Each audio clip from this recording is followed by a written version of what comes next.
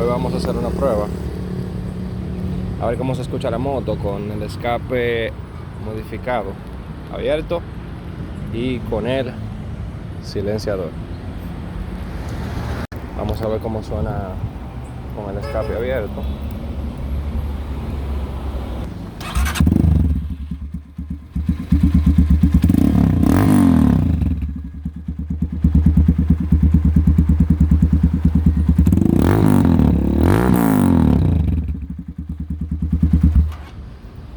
Ahora vamos a colocar el silenciador. Vamos a probar con el escape modificado con el silenciador.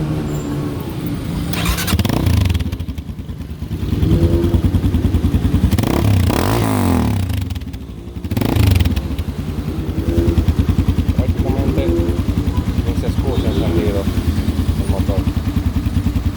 Vamos a ver con otra, a quitarle otro silenciador que tiene, un pequeñito, a ver qué tal se escucha.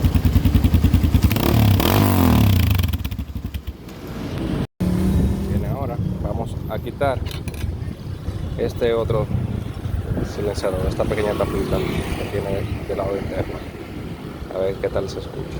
Bien, ya quitamos el tornillo, sacamos la tapita y vamos a ver qué tal se escucha.